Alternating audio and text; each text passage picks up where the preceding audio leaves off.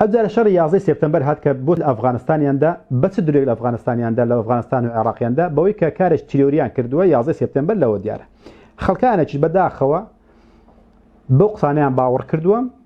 على كارج إرهابي و مسلمان كانوا ويان كردوا نوزد مسلمان بنا كمان إن شاء الله لبوردي بوتان باسكم لتسن درسكم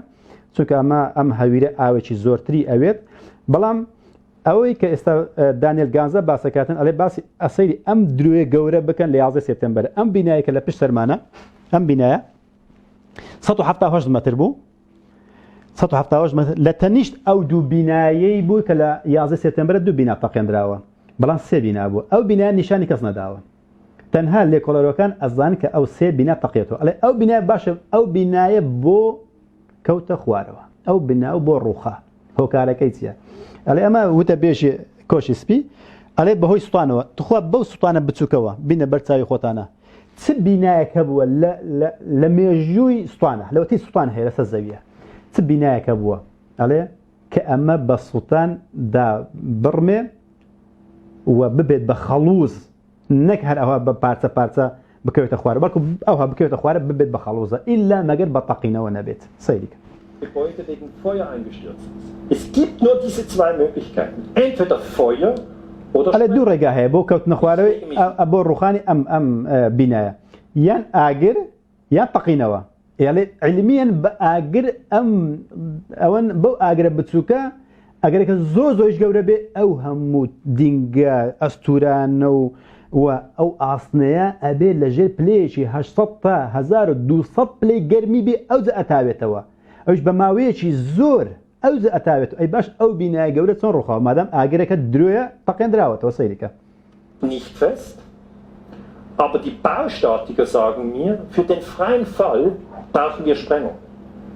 Das NIST, das ist das National Institute for Standards and Technology, sagt, es war nicht Sprengung, es war Feuer. صيلك أو بناءك. باش كوان أجري أوهم الطبقانا كصطابت بوبل جرميوة والشوازي الرخانكي أو هاليا مثلا أوتيل وريستوران صطاوة لولاد كاني خمانة كأبين أب أو أجر أسمان أجريد هم أسمان أجريدن بلبنا رخي زوز بروخي أو بنزلكاني أتاوينوا